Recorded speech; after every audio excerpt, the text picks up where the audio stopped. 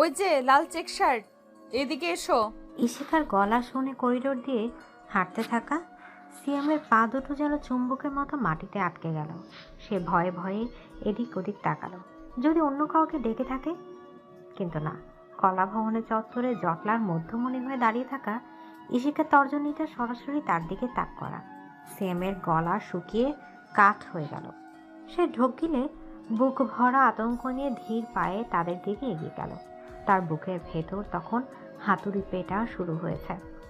ইশিকা তার বন্ধুদের সাথে আড্ডা দিচ্ছিল। হঠাৎ শিকার খুঁজে পেয়ে তার চোখে মুখে কৌতুক আর গাম্ভীর্যের অদ্ভুত মিশ্রণ। আমাকে ডাকছিলেন আপু? সিয়ামের জড়সড় ভঙ্গি আর ভীতু গলার স্বর শুনে ইশিকা মনে মনে বেশ মজা পেল। সে সিয়ামের আপাত মস্তক একবার ভালো করে দেখে নিল।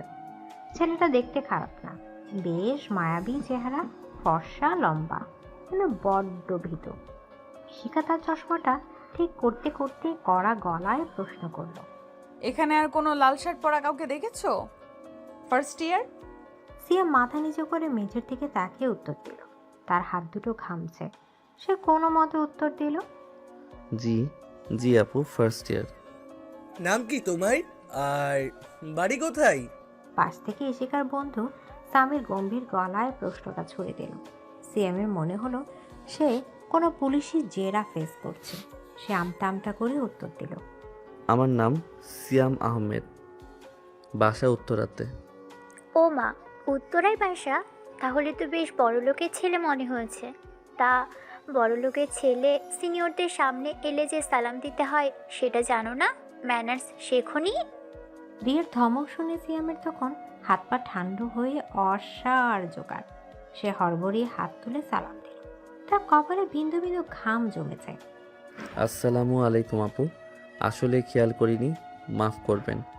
ইশিকা এবার কয়েক পা এগিয়ে সিএমের একদম সামনে এসে দাঁড়ালো। ইশিকার শরীরে দামি পারফিউমের তীব্র সুগন্ধ, কিন্তু সেই সুগন্ধ সিয়ামের কাছে এখন বিষের মতো মনে হচ্ছে। সে শ্বাস নিতে ভুলে গেল প্রায়। ইশিকার তীক্ষ্ণ দৃষ্টিতে সিয়ামের চোখের দিকে তাকালো। খেয়াল তো করবে না, তোমরা তো এখন ক্যাম্পাসে এসে নিজেদের হিরো ভাবছো। শোনো মিস্টার সিয়াম, এই ক্যাম্পাসে চলতে গেলে কিছু নিয়ম মানতে হবে, আর সেই নিয়ম আমরাই শেখাবো। সিয়াম দ্রুত মাথা নেড়ে সম্মতি জানালো। সে এখন এখান থেকে পালাতে পারলেই বাঁচে, কিন্তু ইশিকা তাকে এত সহজে ছাড়বে বলে মনে হচ্ছে না। ইশিকা আঙুল দিয়ে দূরের একটা বড় আম গাছ দেখালো। এখন সোজা হয়ে দাঁড়াও, আর ওই যে সামনে বড় আম গাছটা দেখছো, ওইটার কাছে যাও।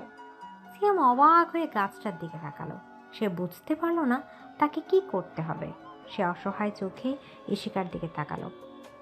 জি আপু, গাছটার কাছে গিয়ে কি করব? কানে কম শোনো, বললাম গাছের কাছে যাও, তারপর ওই গাছটাকে জড়িয়ে ধরে হাঁটু গেড়ে বসে প্রপোজ করবে, এবং সোজা খুব রোমান্টিক হতে হবে, এবং সেটা খুব রোমান্টিক হতে হবে, মনে রাখবে। যদি অভিনয় ভালো না হয় তাহলে কিন্তু শাস্তি বাড়বে। সিয়ামের মাথায় যেন আকাশ ভেঙে পড়ল। সে ভরা ক্যাম্পাসে এত মানুষের সামনে একটা গাছকে প্রপোজ করতে হবে। লজ্জায় তার কান গরম হয়ে লাল হয়ে গেল। আশেপাশে অনেক ছাত্রছাত্রী দাঁড়িয়ে আছে, সবাই মজা দেখছে। সে করুণ চোখে ইশিকার দিকে তাকালো। যদি একটু দয়া হয়। তার চোখ ছলছল করে উঠল। আপু প্লিজ, অন্য কিছু করতে বলুন, এটা সবাই দেখছে, আমার খুব লজ্জা লাগছে। ইশিকার চোখ বড় বড় করে ধমক দিল। তার এই রাগের রূপ দেখে সিএমের আত্মা শুকিয়ে গেল। ইশিকার মধ্যে দয়ার লেশ মাত্র নিয়ে আছে। আমার কথার উপর কথা, যাও বলছি। 1 মিনিটের মধ্যে শুরু না করলে কিন্তু খবর আছে, কান ধরে পুরো ক্যাম্পাস ঘোরাবো। উপায়ন্তর না দেখে সিএম কাঁপা কাঁপা পায়ে আম গাছটার দিকে এগিয়ে গেল। আশেপাশে সব ছাত্রছাত্রীরা তখন মজা দেখার জন্য ভিড় জমিয়েছে। হাসাহাসির শব্দে সিএমের কান ঝাঁ ঝাঁ করছে। সে কোনো মতে চোখ বন্ধ করে গাছের সামনে হাঁটু কেড়ে বসলো। গাছটার রুক্ষ বাকলে হাত রেখে সে নিজেকে পৃথিবীর সবচেয়ে অবাকা মনে করলো। তারপর কাপা গলায় বিড়বিড় করে কিছু একটা বলল। কিছুই তো শোনা গেল না, জোরে বলো। আর ডায়লগটা এমন হতে হবে যেন গাছটা তোমার প্রেমে পড়ে যায়। ফিলিংস আনু ফিলিংস। সিয়াম এবার গলার স্বর একটু উঁচু করলো। তার মনে হচ্ছিল পৃথিবীর মাটি ফাঁক হয়ে যাক আর সে তার মধ্যে ঢুকে যায়। সে মনে মনে আল্লাহকে ডাকতে লাগলো এই পরিস্থিতি থেকে উদ্ধার হওয়ার জন্য। ও প্রিয় আম গাছ, আমি তোমাকে ভালোবাসি। তুমি কি আমার হবে? প্লিজ আমাকে ফিরিয়ে দিও না। আমি তোমাকে ছাড়া বাঁচব না। সিয়াম এই অদ্ভুত প্রপোজাল শুনে উপস্থিত সবাই হো হো করে হেসে উঠল। রিয়া আর সামির তো হেসেই খুঁটিপাটি। শুধু ইশিকার মুখে সেই বিজয়ী হাসিটা লেগিয়ে রইল। সে উপভোগ করছে ছেলেটার অসহায়ত্ব। সে হাত তালি দিয়ে উঠল। গুড, কিন্তু রোম্যান্স কম হয়ে গেছে। যাই হোক, প্রতিদিন হিসেবে মাফ করলাম। এখন সোজা দৌড়ে গেট পর্যন্ত যাবে আর যেতে যেতে চিৎকার করে বলবে, ঈশিতা আপু বেস্ট, ঈশিতা আপু বেস্ট। যাও। সিয়াম যেন খাঁচা থেকে ছাড়া পাওয়া পাখি। সে জান প্রাণ দিয়ে দৌড় শুরু করলো। তার নির্দেশ মতো চিৎকার করতে লাগলো। তার সেই করুণ চিৎকার শুনে ইশিকা এবার শব্দ করে হেসে উঠল। সে হাসির শব্দ সিয়ামের কানে তীরের মতো বিঁধল। ঈশিকা আপু বেস্ট, ঈশিকা আপু বেস্ট। ক্যাম্পাস থেকে বের হয়ে একটা রিকশায় উঠে তবেই সিয়ামের ধরফরানি কমল। সে শার্টের হাতা দিয়ে কপালের ঘাম মুছল। প্রতিজ্ঞা করলো আর কোনোদিন ওই ডাইনি আপুর ছায়াও মারাবে না। প্রয়োজন হলে ডিপার্টমেন্ট বদলে ফেলবে, তাও এই মেয়ের সামনে আর নয়।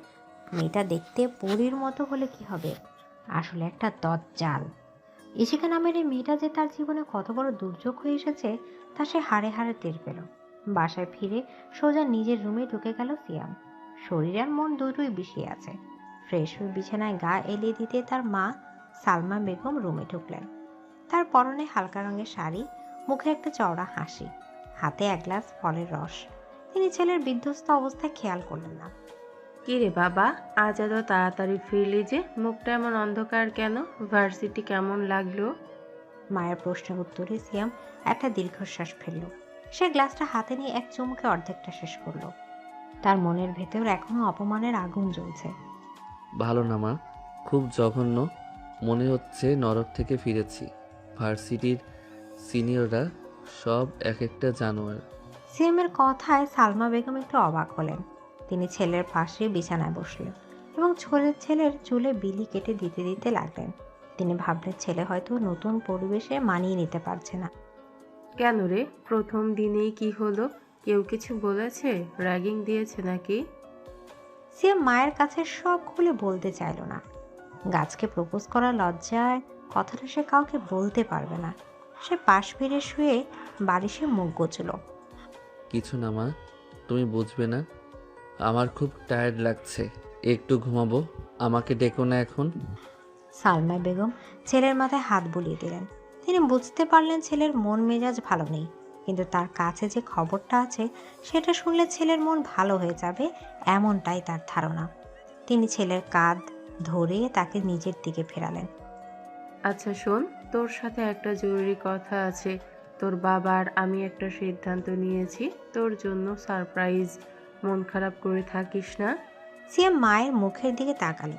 মায়ের চোখের ঝিলিক দেখে তার সন্দেহ হলো। মায়ের এই হাসি তার কাছে সুবিধাজনক মনে হচ্ছে না। কি সিদ্ধান্ত? আবার নতুন কোনো ঝামেলা না তো? সালমা বেগম হাসলেন। তিনি একটু ভনিতা করে শুরু করলেন। ছেলের বিয়ের কথা পাড়তে তার নিজেরই আনন্দ লাগে। তুই তো জানিস তোর বাবার ছোটবেলার বন্ধু রাশেদ আঙ্কেলের কথা। সেই যে চট্টগ্রামে থাকতেন, এখন ঢাকায় শিফট হয়েছেন। মস্ত বড় বিজনেসম্যান। হ্যাঁ জানি তো। ওনার ঢাকায় আসা নিয়ে আমার কি? সালমা বেগম এবার আসল কথাটা পারলেন। তার গলার উচ্ছ্বাস স্পষ্ট। ওনার একটা মেয়ে আছে, মাশাল্লাহ পরীর মতো সুন্দর। ঢাকা ভার্সিটিতেই পড়ে, তোর চেয়ে কয়েক বছরের বড় হয়তো। আমরা ঠিক করেছি সেই মেয়ের সাথেই তোর বিয়ে দিব। সিয়ামের মনে হলো সে ভুল শুনছে। সে ধর্মর করে বিছানায় উঠে বসলো। তার চোখ কপালে উঠছে। ঘুমের ঘোর উঠতেই মুহূর্তেই কেটে গেল। সে বিশ্বাসই করতে পারছে না তার মা কি বলছে। কি বলছো মা, বিয়ে? আমি তো মাত্র ফার্স্ট ইয়ারে। আমার বয়স কত যে এখনই বিয়ে করতে হবে? তোমরা কি পাগল হয়ে গেছো? সালমা বেগম ছেলেকে শান্ত করার চেষ্টা করলেন। তিনি জানতেন ছেলে প্রথমে রাজি হবে না। আরে এখনই তো আর সংসার করতে বলছি না। মেয়েটা খুব ভালো, খানদানি বংশ, তোর বাবার খুব পছন্দ হয়েছে। তাই আমরা চাচ্ছি শুধু আগতটা করে রাখতে, যাতে হাতছাড়া না হয়ে যায়। তোর পড়াশোনা শেষ হলে ধুমধাম করে তুলে আনা হবে। তাছাড়া মেয়ে তোর ভার্সিটিতেই পড়ে, তোদের আন্ডারস্ট্যান্ডিং ভালো হবে। মেয়েটা সিনিয়র, তোকে গাইড করতে পারবে। সিয়াম অসহায় বোধ করল। সিনিয়র শব্দটা শুনিয়ে তার বুকের ভেতরটা কেঁপে উঠল। সে মায়ের হাত ধরে মিনতি করল। কিন্তু মা, আমি এখন বিয়ের জন্য একদম প্রস্তুত না।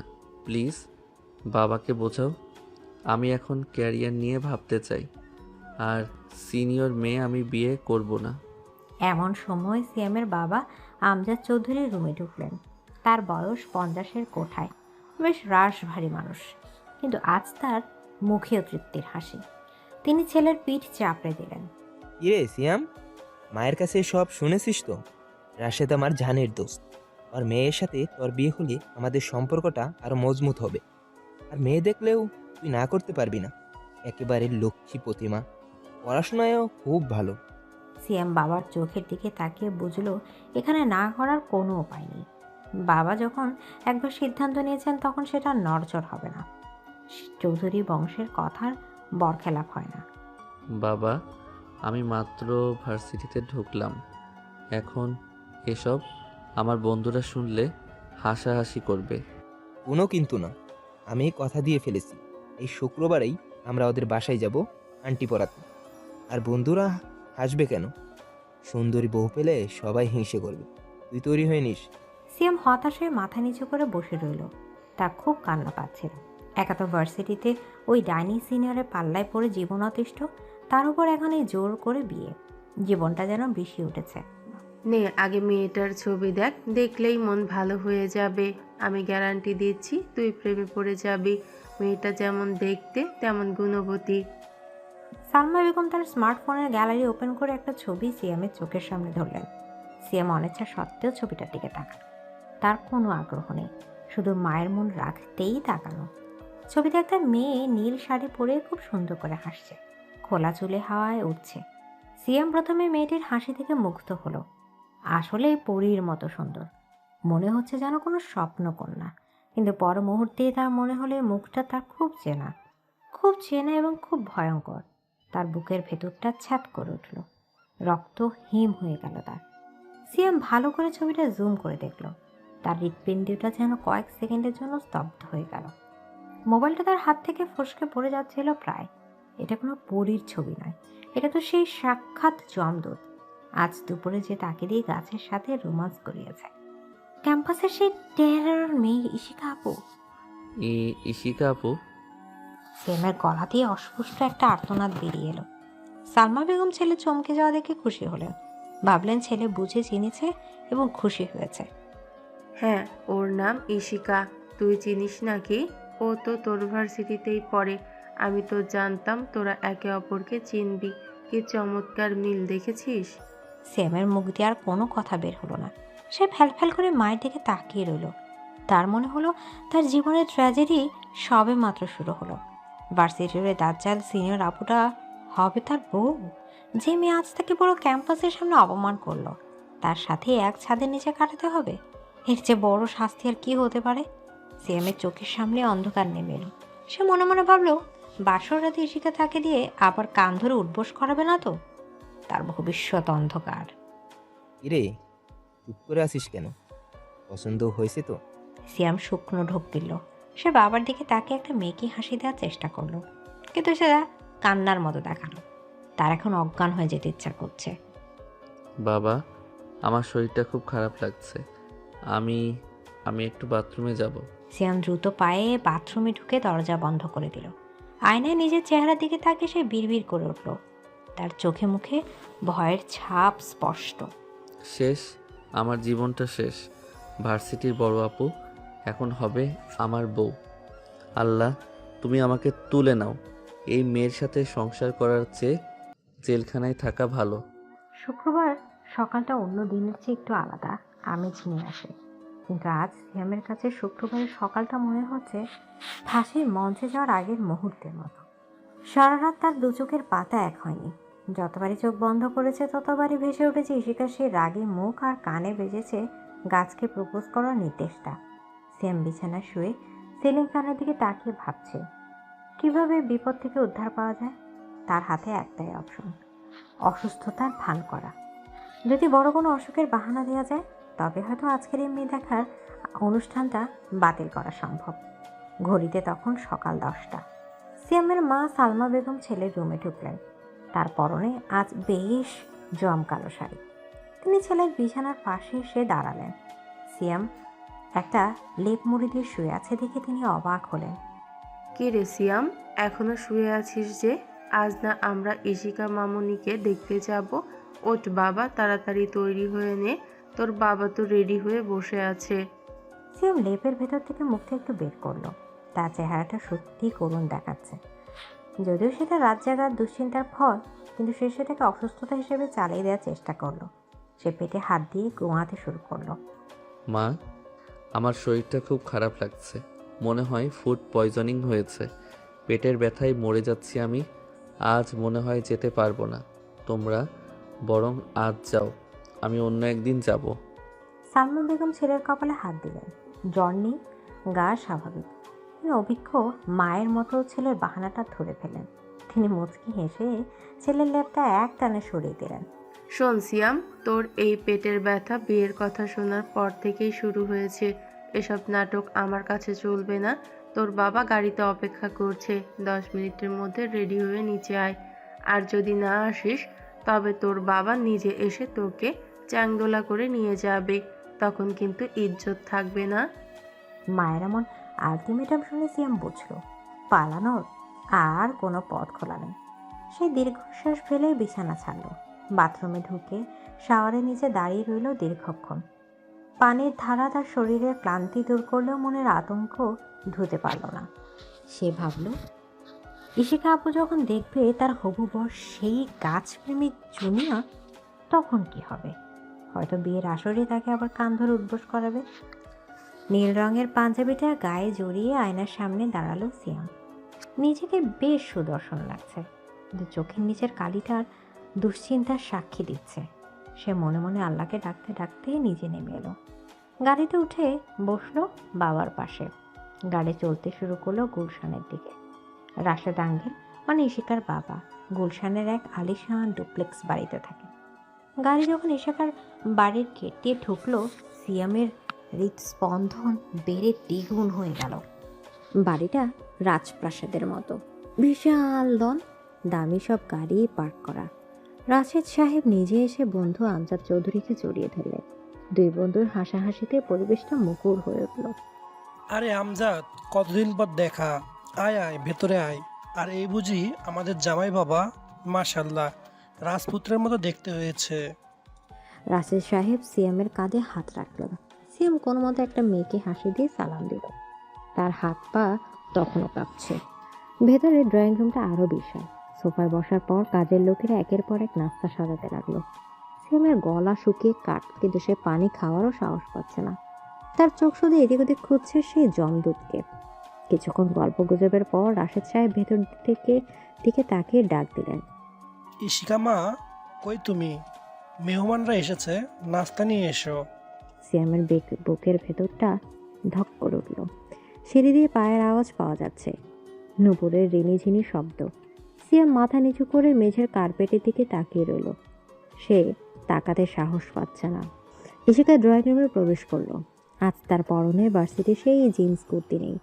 তার বদলে সে পরেছে একটা হালকা গোলাপি রঙের জামদানি শাড়ি, চুলগুলো পিঠের উপর ছড়িয়ে দেয়া, হাতে একগুচ্ছ কাঁচের চুড়ি। তাকে আজ সত্যি অপরূপ লাগছে। কিন্তু সিয়ামের কাছে এই সৌন্দর্য এখন আগ্নেয়গিরির মতো মনে হচ্ছে। ইশিকা ধীর পায়ে এগিয়ে এসে আমজাদ চৌধুরী আর সালমা বেগমকে সালাম করলো। মাশাল্লাহ, কি সুন্দর লাগছে তোমাকে মা। এসো আমার পাশে বসো।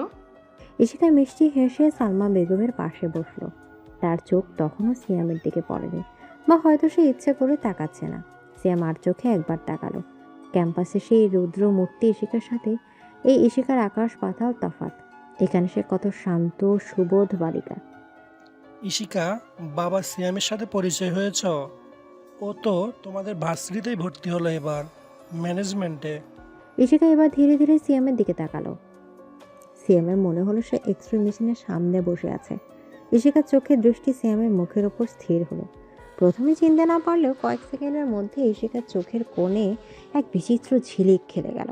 সে চিনতে পেরেছে গত পরশু ক্যাম্পাসে যাকে নিয়ে সে গাছকে প্রপোজ করেছিল, সেই ভীতু ছেলেটাই তার হবু বর।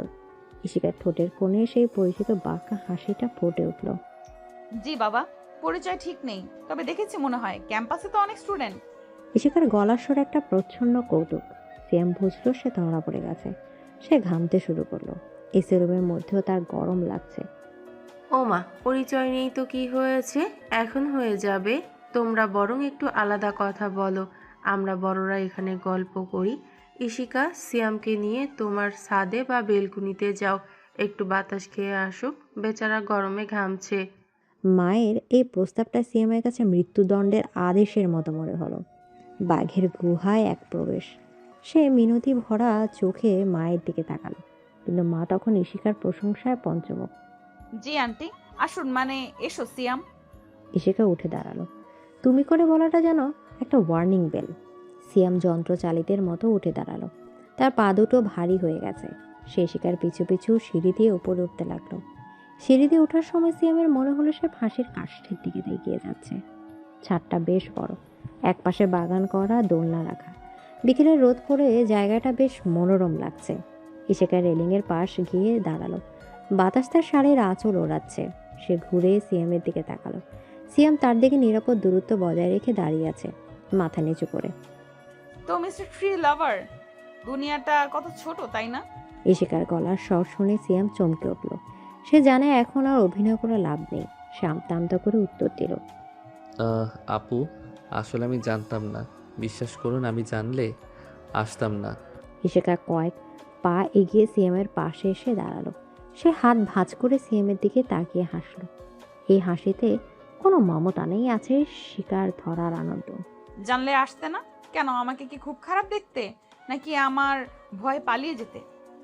না না আপু, আপনি আপনি অনেক সুন্দর, কিন্তু ভার্সিটিতে আপনি আমার সিনিয়র, আর এভাবে বিয়ে, এটা কেমন যেন।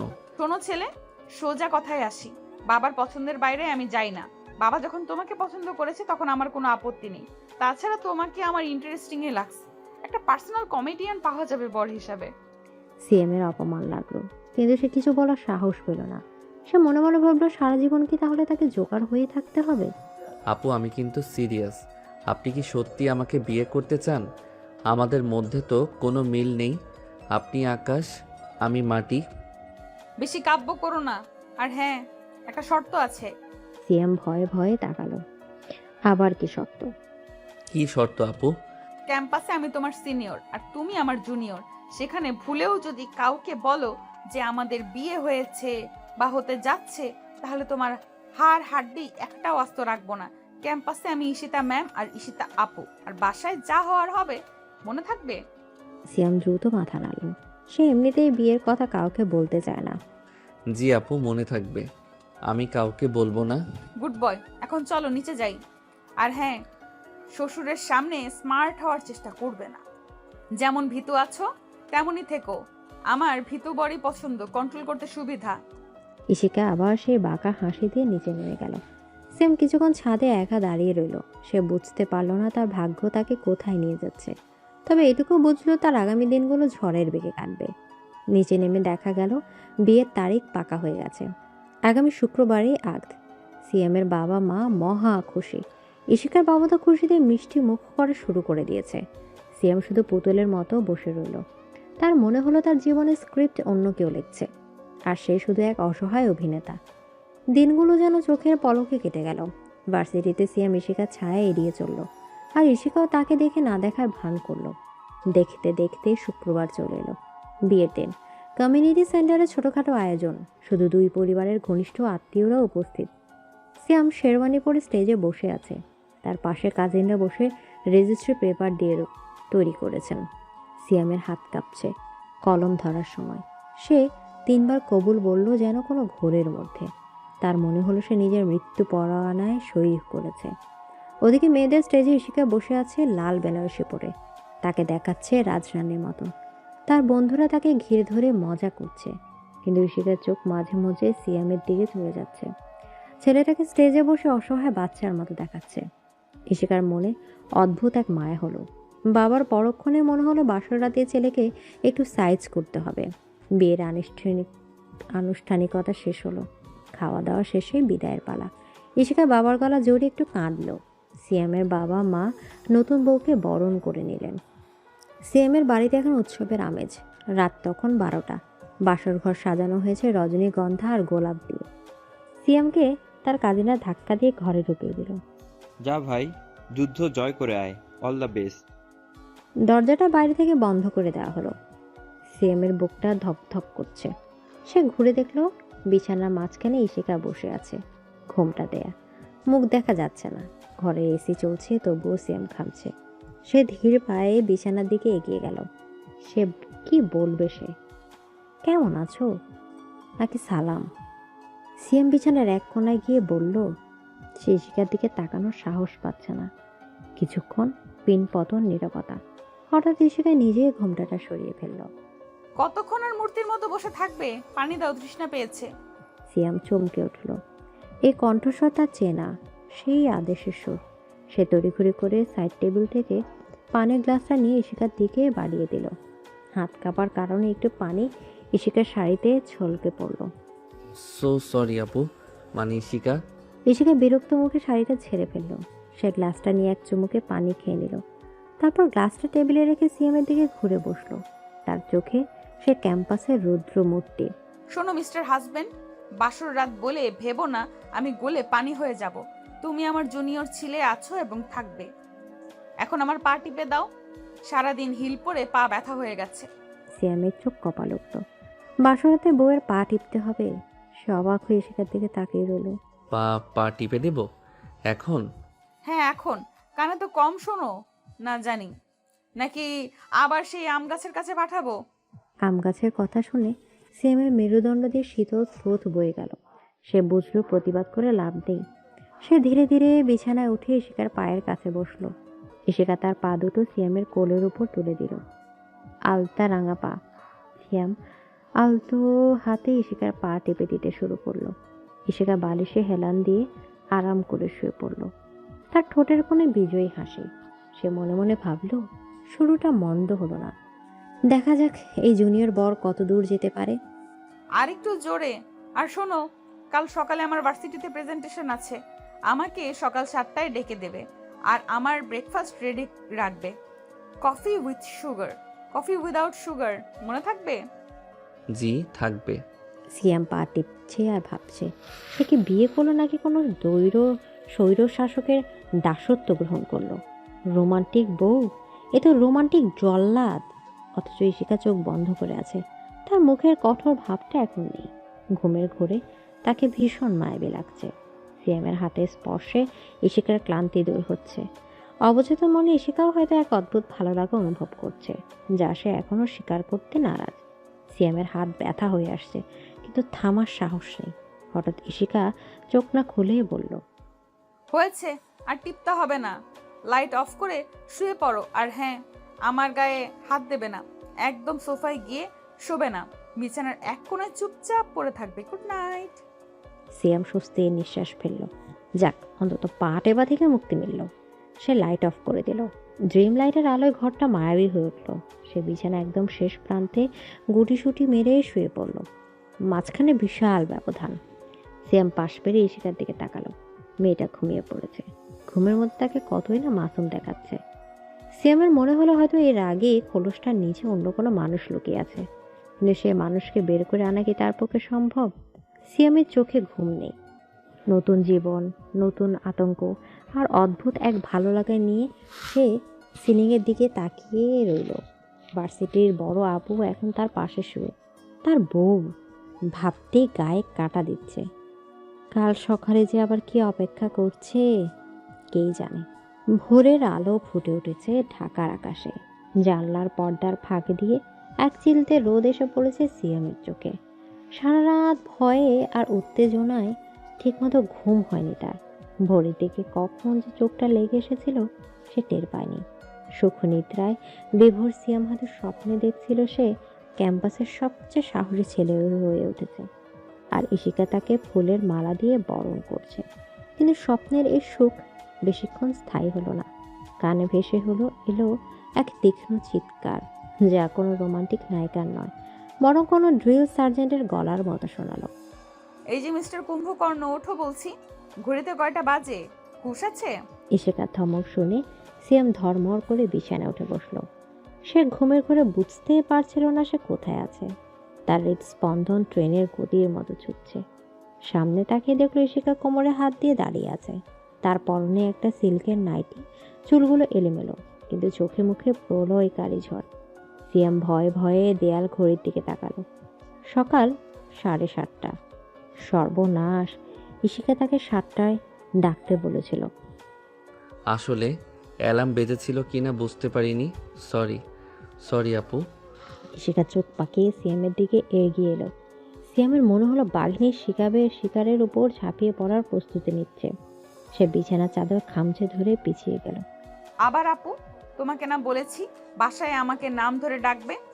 আর 7টায় ডাকার কথা ছিল, এখন 7:30 বাজে। আমার প্রেজেন্টেশন আছে জানো না? যাও জলদি ফ্রেশ হয়ে কফি নিয়ে এসো। 1 মিনিট দেরি হলে কফি তোমার গায়ের উপর ঢেলে দিব। সিয়াম আর এক মুহূর্ত দেরি করলো না। সে লাফ দিয়ে বিছানা থেকে নেমে বাথরুমে দৌড় দিল। তার মনে হলো বিয়ের পর বাসর রাতটা ছিল ট্রেলার, আর এখন শুরু হয়েছে মূল সিনেমা, অ্যাকশন মুভি। বাথরুম থেকে বের হয়ে সে সোজা কিচেনের দিকে ছুটল।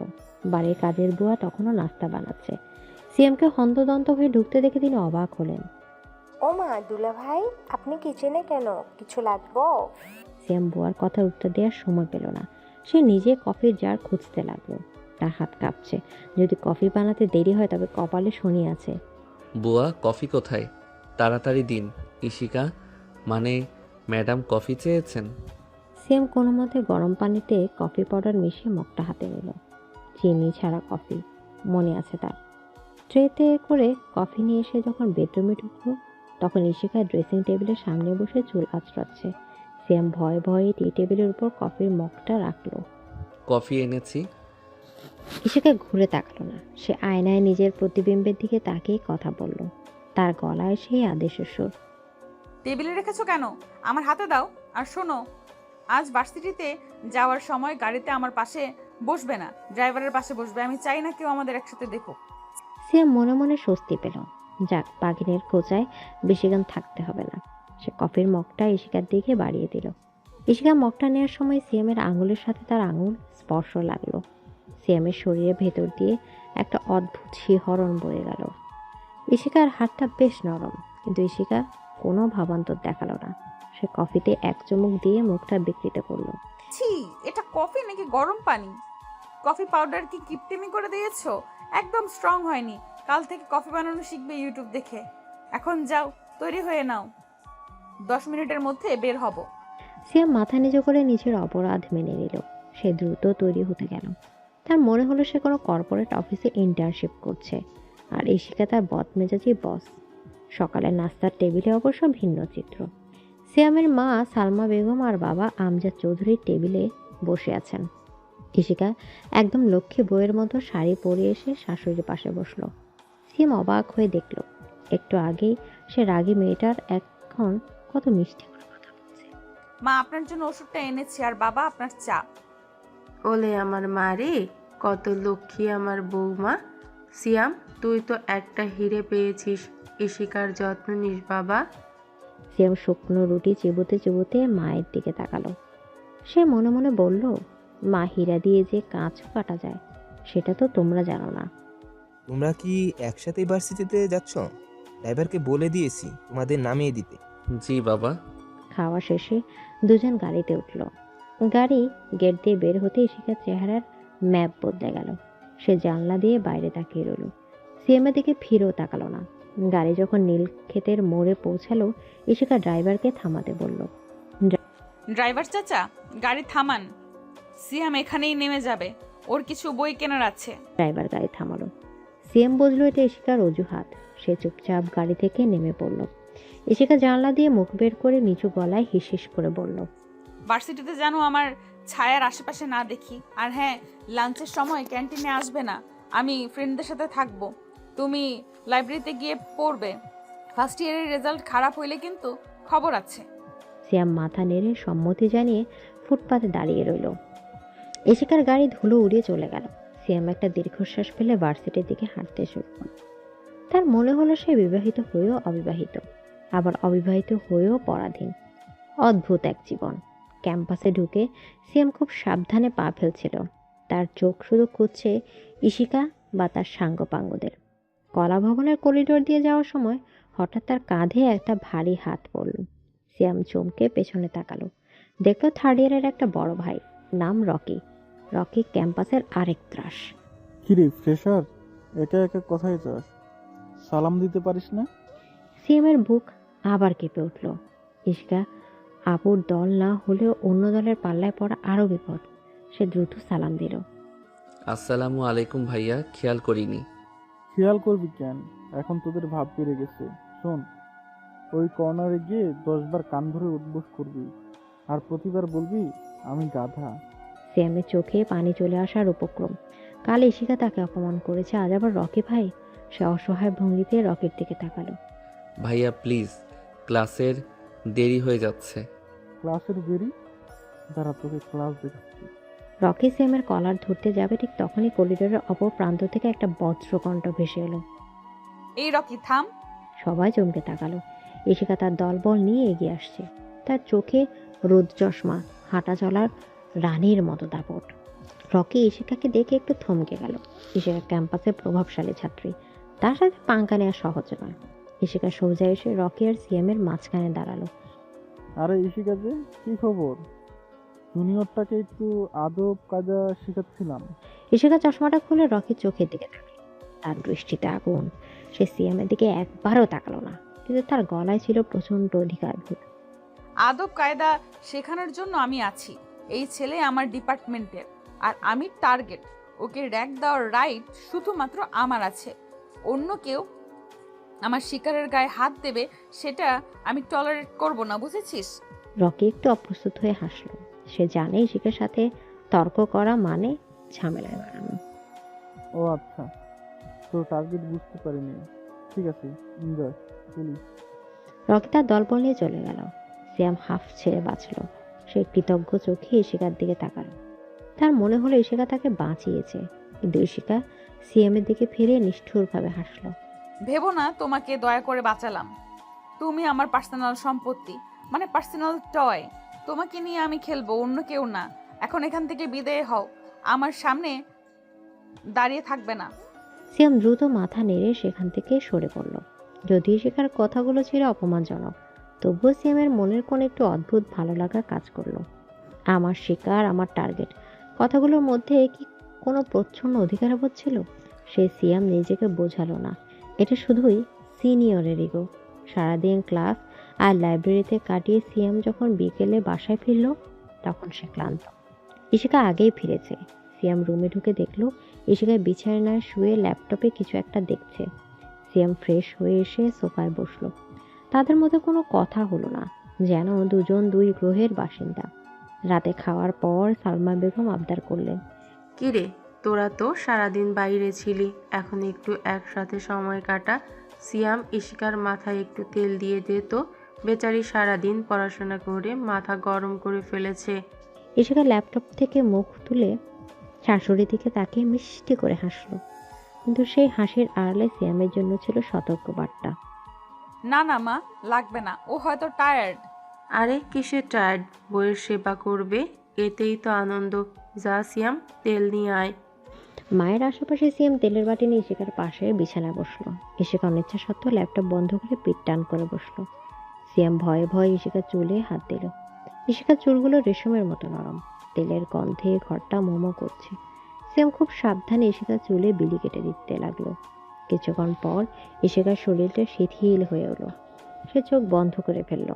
সিয়ামের হাতের স্পর্শে তার সারাদিনের ক্লান্তি যেন দূর হয়ে যাচ্ছে। ঘরের নীরবতা এখন আর ভয়ের নয়, বরং কিছুটা প্রশান্তির। সিয়াম সাহস করে ইশিকার দিকে তাকালো। চোখ বন্ধ অবস্থায় ইশিকাকে দেখলো। কেউ বলবে না যে এই মেয়েটি আজ সকালে তাকে কফি নিয়ে ধমক দিয়েছে। সিয়াম আলতো করে ইশিকার কপালে হাত বুলিয়ে দিল। ইশিকা হঠাৎ চোখ মেলল। দুজনের চোখাচোখি হলো। কয়েক মুহূর্তের জন্য সময়টা যেন থমকে গেল। ইশিকার চোখের গভীরতায় সিয়াম হারিয়ে যাওয়ার উপক্রম হলো।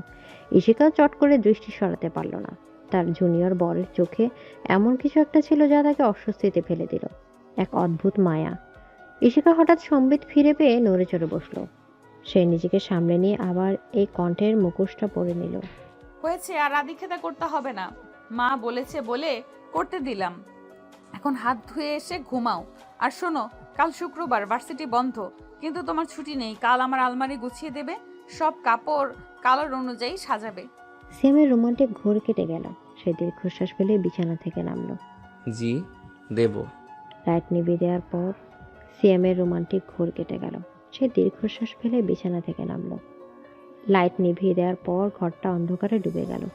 সিয়াম তার নির্ধারিত সোফায় শোয়ার প্রস্তুতি নিচ্ছিল, কারণ আজ ইশিকা তাকে বিছানায় শোয়ার অনুমতি দেয়নি।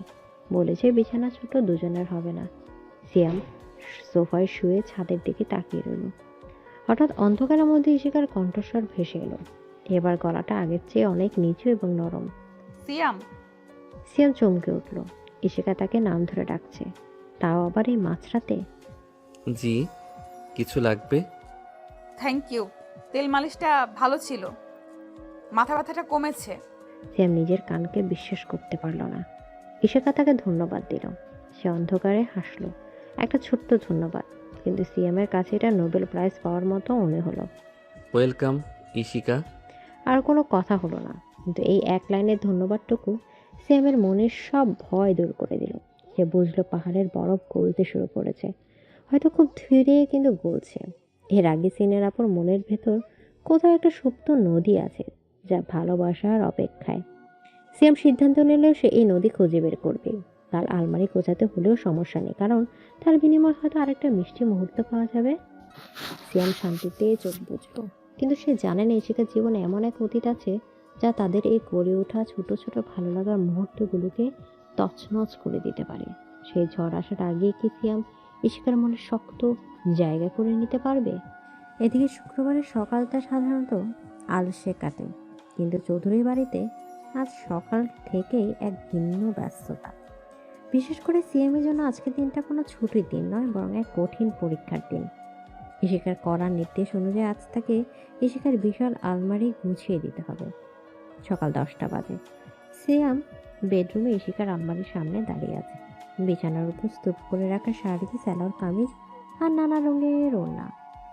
ইশিকা ড্রেসিং টেবিলের সামনে বসে নখ ফাইল করছে, আর মাঝে মাঝে আট থেকে সিয়ামের কাজ তদারকি করছে। সিয়াম খুব মনোযোগ দিয়ে কালার কোড অনুযায়ী কাপড়গুলো ভাঁজ করছে। নীল রঙের শাড়িগুলো এক পাশে, লালগুলো অন্য পাশে। তার কপালে বিন্দু বিন্দু খাম।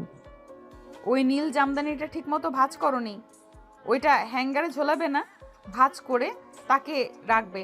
আর শোনো, আমার সাদা ওড়নাটা খুঁজে পাচ্ছি না, ওটা কোথায় রেখেছো? সিয়াম অসহায়ভাবে কাপড়ের স্তূপগুলোর দিকে তাকালো।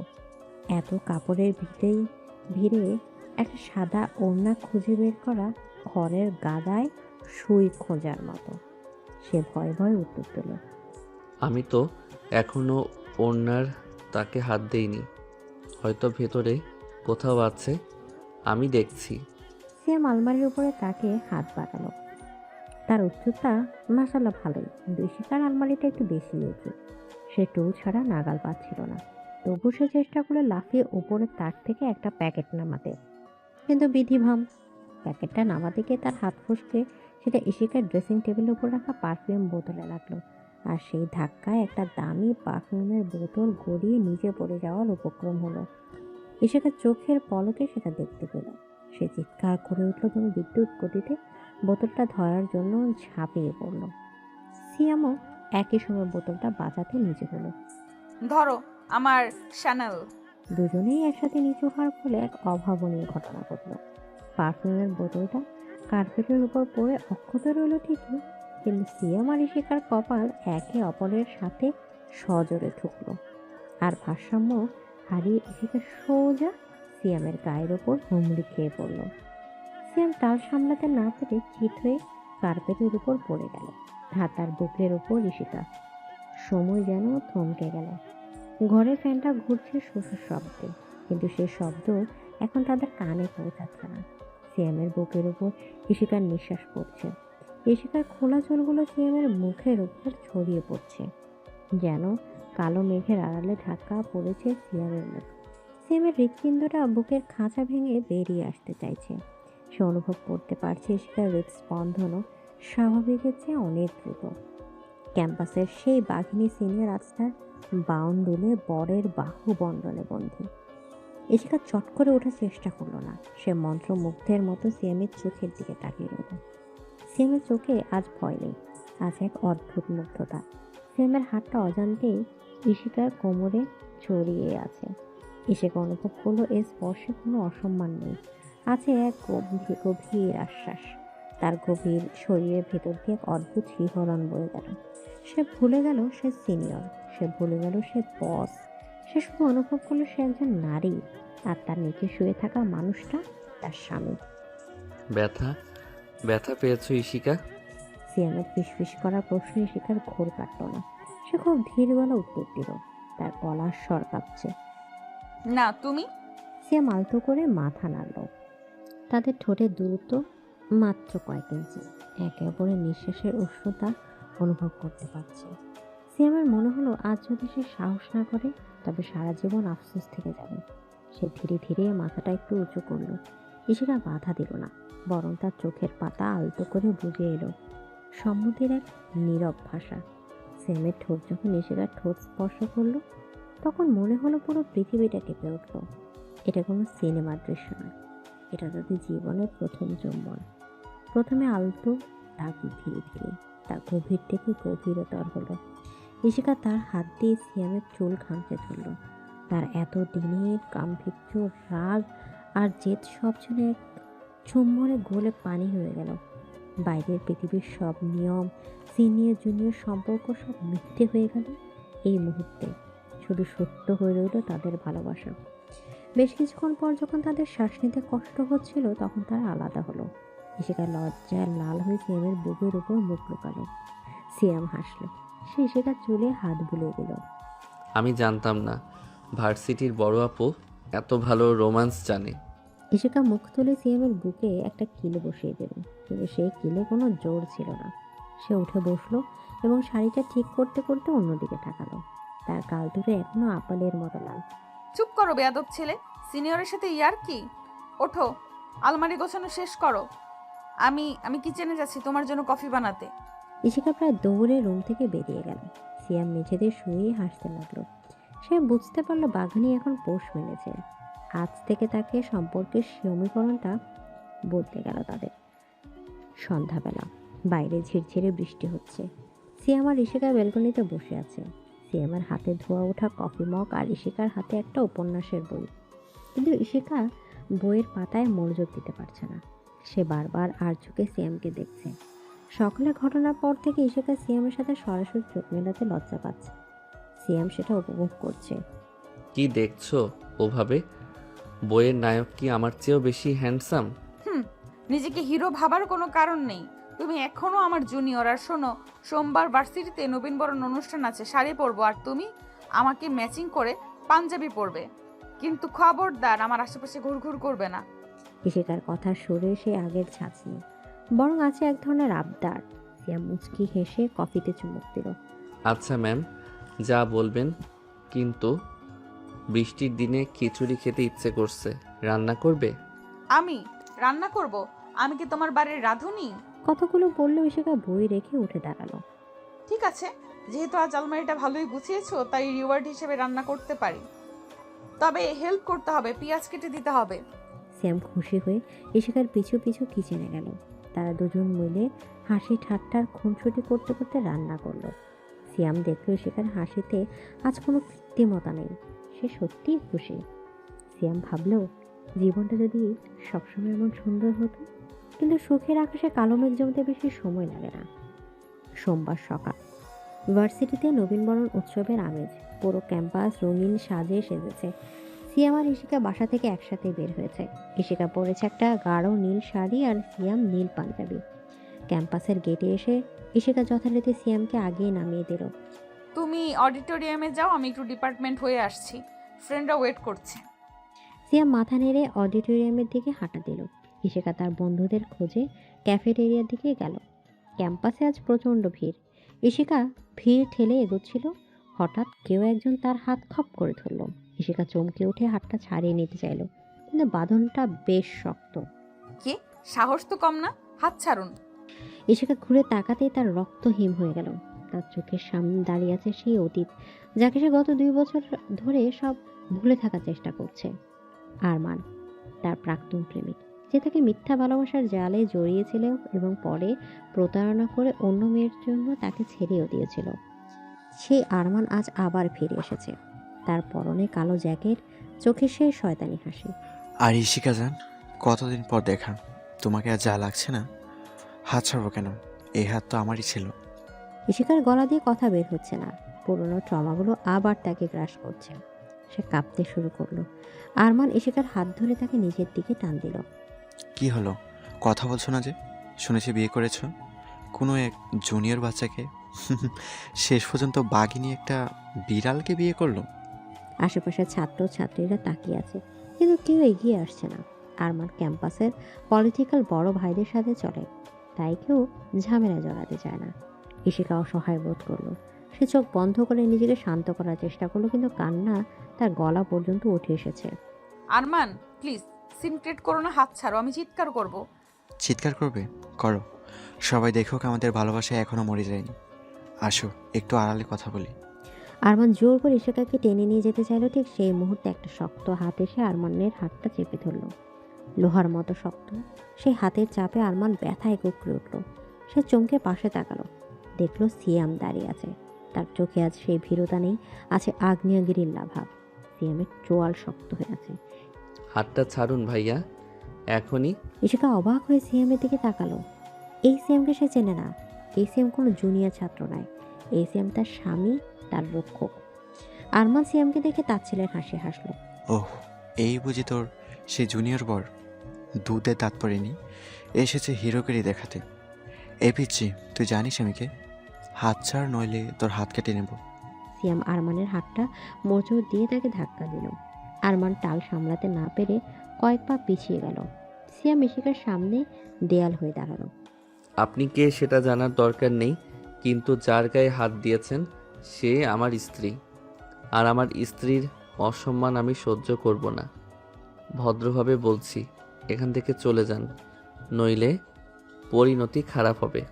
সিয়ামের গলার গাম্ভীর্য দেখে আরমান একটু থমকে গেল। সে আশা করেনি একটা ফার্স্ট ইয়ারের ছেলে তার মুখের উপর কথা বলবে। তারিখ হতে লাগলো। সে তেড়ে এলো সিয়ামের দিকে। তোর এত বড় সাহস, আজ তোকে মেরেই ফেলবো।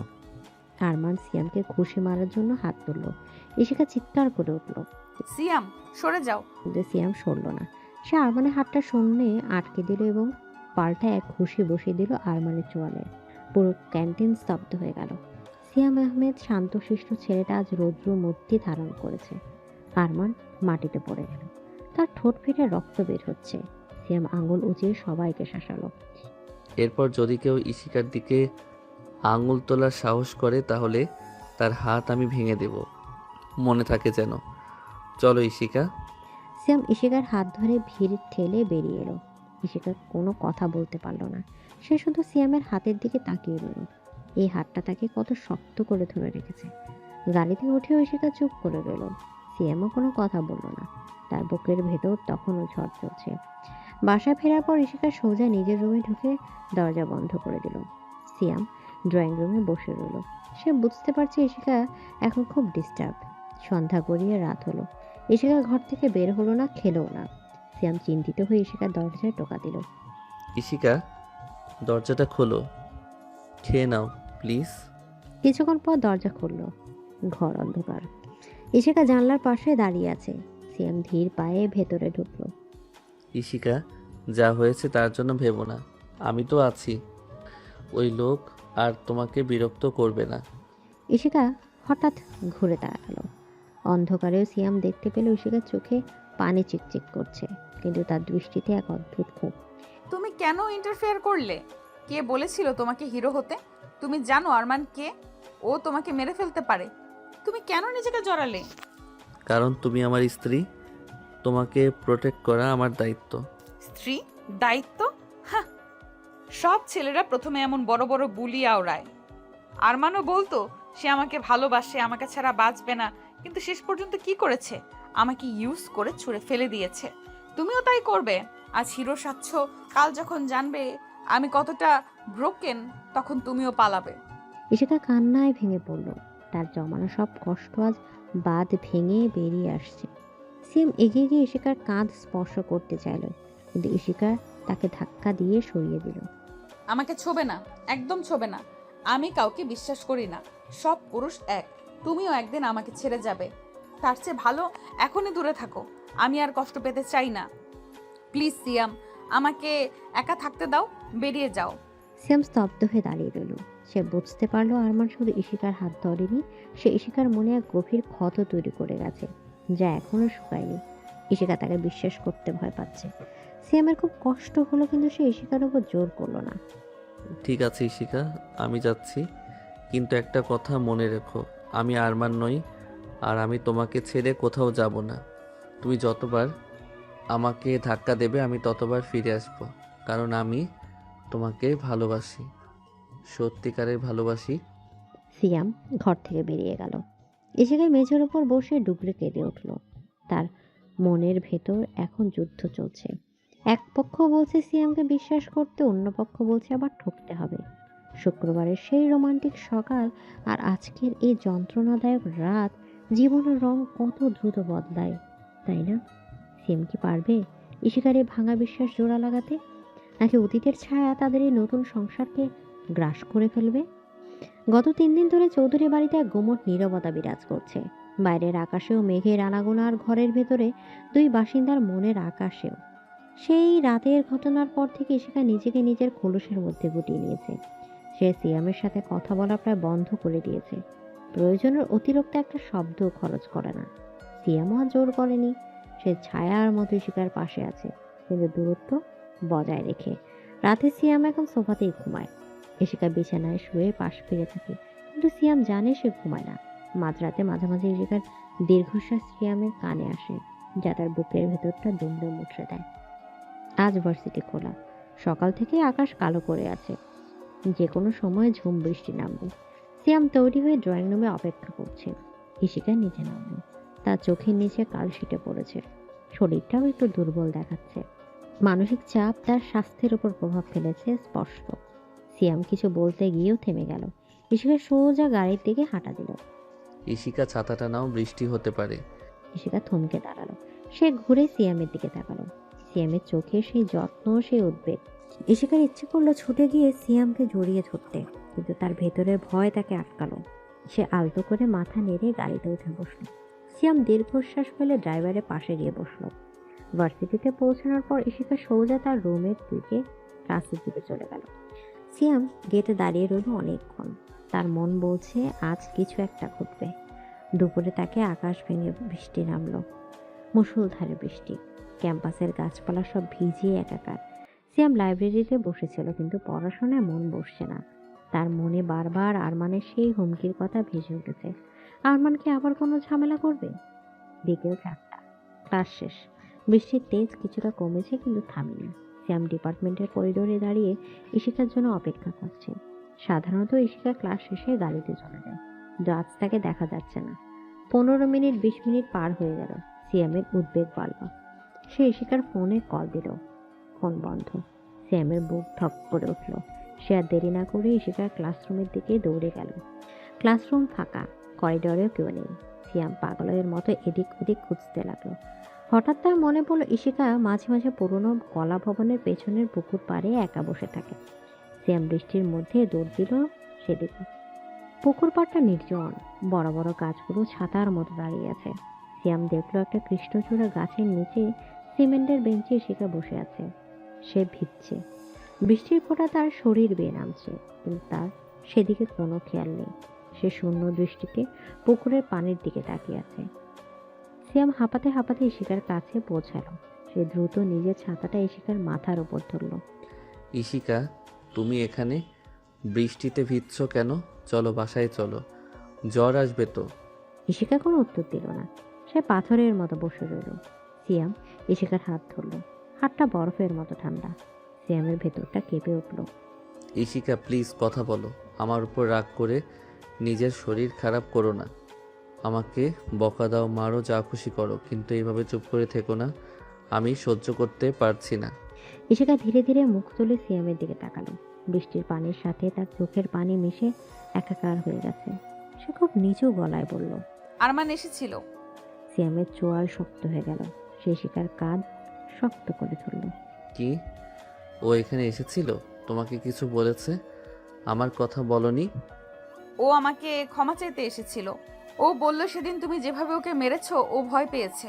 ও আর আমাকে বিরক্ত করবে না। ও বলল আমার ভাগ্য ভালো যে আমি এমন একজন প্রোটেক্টর পেয়েছি। সিয়ামের রাগ কিছুটা কমলো। সে স্বস্তির নিঃশ্বাস ফেলল। যাক, আপদ বিদায় হয়েছে। তাহলে কাঁদছো কেন? সব তো ঠিক হয়ে গেছে। কাচ্ছি কারণ আমি গিল্টি ফিল করছি। আরমান আমাকে ঠকিয়েছিল। তাই আমি ভেবেছিলাম পৃথিবীর সব ছেলেরাই আরমানের মতো। তাই আমি তোমাকে বিশ্বাস করতে পারিনি। গত কয়েকদিন আমি তোমাকে কত কষ্ট দিয়েছি, অবহেলা করেছি, অথচ তুমি একবারও অভিযোগ করনি। তুমি কেন এত ভালো সিয়াম? কেন আমাকে ছেড়ে যাওনি? ইশিকার দুঃখ কেঁদে উঠল। সে উঠে দাঁড়িয়ে সিয়ামের বুকে আছড়ে পড়ল। সিয়ামের হাতের ছাতাটা মাটিতে পড়ে গেল। দুজনেই এখন বৃষ্টির নিচে দাঁড়িয়ে। সিয়াম ইশিকাকে 2 হাত শক্ত করে জড়িয়ে ধরল, যেন আলিঙ্গন দিয়ে সে ইশিকার সব কষ্ট শুষে নিতে চায়। বোকামে, আমি তো বলেছিলাম আমি আরমান নই, আমি সিয়াম, যে একবার ভালোবাসে সে শেষ পর্যন্ত থাকে। তোমাকে ছেড়ে যাওয়ার সাধ্য আমার নেই শিকা, তুমি আমার শ্বাস প্রশ্বাস। আমাকে মাফ করে দাও সিয়াম। আমি তোমাকে অনেক কষ্ট দিয়েছি। আমি আর কখনো তোমাকে দূরে ঠেলে দিব না। I love you Siam, I love you. বৃষ্টির শব্দের সাথে মিশে গেল ইশিকার ভালোবাসার স্বীকারোক্তি। সিয়াম ইশিকার মুখটা 2 হাতে তুলে ধরল। ইশিকার কাজল ধোয়া চোখে এখন শুধু সিয়ামের প্রতি ভালোবাসা। সিয়াম ধীর লয়ে তার ঠোঁট নামিয়ে আনলো ইশিকার ঠোঁটের উপর। বৃষ্টির অজধারার মধ্যে তাদের ঠোঁট মিলে গেল এক গভীর আবেগে। প্রকৃতির এই বসন যেন তাদের মিলনকে ধুয়ে মুছে পবিত্র করে দিল। তাদের চারপাশের সময় থমকে দাঁড়ালো। কোনো জুনিয়র সিনিয়র ভেদ নেই, নেই কোনো অতীতের গ্লানি। আছে শুধু 2টি ভালোবাসার মানুষ। দীর্ঘক্ষণ পর যখন তার আলাদা হলো তখন বৃষ্টি থেমে গেছে, কিন্তু তাদের মনের বসন্ত কেবল শুরু হলো। ইশিকা লজ্জায় সিয়ামের বুকে মুখ লুকালো। সিয়াম হাসলো। চলো এবার বাসায় যাই, ভিজে একাকার হয়ে গেছো। শাশুড়ি মা দেখলে আমাকেই বকবেন। তোমার মা তো তোমাকে কিছু বলবে না, সব দোষ আমার হবে। চলো। বাসায় ফিরে দুজনে সোজা ওয়াশরুমে ঢুকলো ফ্রেশ হতে। ইশিকার আগে বের হয়ে এলো। সে তোয়ালে দিয়ে চুল মুছছিল। সিয়াম বের হতে ইশিকা তার দিকে এগিয়ে গেল। সিয়ামের পরনে একটা সাদা টি শার্ট আর ট্রাউজার। ইশিকা সিয়ামের হাত ধরে তাকে বিছানায় বসালো। তারপর হেয়ার ড্রায়ারটা অন করে সিয়ামের চুলে শুকিয়ে দিতে লাগলো। আরে আমি নিজেই করতে পারতাম। চুপ করো। বউ হিসেবে এটা আমার দায়িত্ব। তুমি এতদিন আমার অনেক সেবা করেছো, আজ থেকে সব উল্টো। চুল শুকানো শেষে ইশিকা ড্রায়ারটা রেখে দিল। সিয়ামের কোলের উপর বসে পড়লো এবং 2 হাত দিয়ে সিয়ামের গলা জড়িয়ে ধরলো। সিয়াম অবাক হয়ে ইশিকার দিকে তাকালো। এই ইশিকা যেন অচেনা অথচ বড্ড আপন। ইশিকার চোখে দুষ্টুমি যাচ্ছে। কি দেখছো মিস্টার হাজবেন্ড? দেখছি আমার বাঘিনী বউটা বিড়াল ছানা হলো কবে থেকে। যেদিন তুমি বাঘের মতো গর্জন করে আমাকে বাঁচালে সেদিন থেকে। শোনো, আজ রাতে কিন্তু সোফায় শোয়া নিষেধ। তাই নাকি? তাহলে কোথায় শোবো? মেঝেতে? একদম পিটুনি দেব। বিছানায় শোবে আমার পাশে। এবং ইশিকা কথা শেষ না করে সিয়ামের কানের কাছে মুখ নিয়ে ফিসফিস করে কিছু একটা বলল।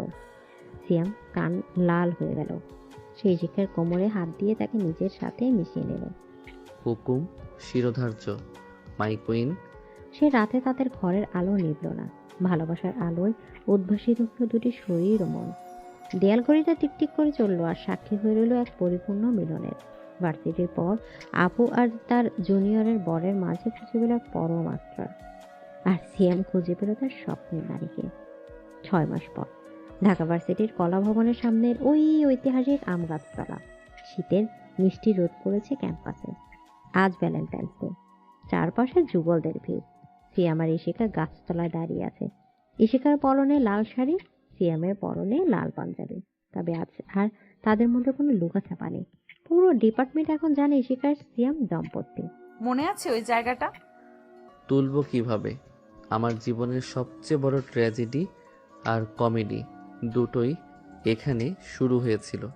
তুমি আমাকে দিয়ে এই গাছকে প্রপোজ করিয়েছিলে। ইশিকা খিলখিল করে হেসে উঠল। সেই হাসিতে এখন আর কোনো উপহাস নেই, আছে নির্মল আনন্দ। বেচারা গাছ, তার তো মনে হয় ভেঙে গেছে যখন শুনলো তুমি আমাকে বিয়ে করেছো। গাছে না হয় মাফ করে দিল, কিন্তু আমি কি মাফ করেছি? সেদিন কত অপমান করেছিলে, তার বদলা নেব না? ও মা, বদলা নেবে কিভাবে? আমাকেও কি গাছের কাছে কান ধরে উদ্বোস করাবে? না, অতটা নিষ্ঠুর আমি নই।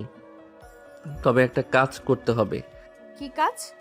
সেদিন আমি সবার সামনে গাছকে প্রপোজ করেছিলাম, আজ তুমি সবার সামনে আমাকে প্রপোজ করবে এই আম গাছের নিচে। ইশিকা চোখ বড় বড় করে তাকালো। আশেপাশে অনেক স্টুডেন্ট, জুনিয়ররা তাকিয়ে আছে তাদের ক্রাশ ইশিকা আপু আর তার বরের দিকে। এখানে সবার সামনে? আমি তোমার সিনিয়র, মান সম্মান থাকবে? বউয়ের কাছে বরের আবার সিনিয়রিটি কিসের?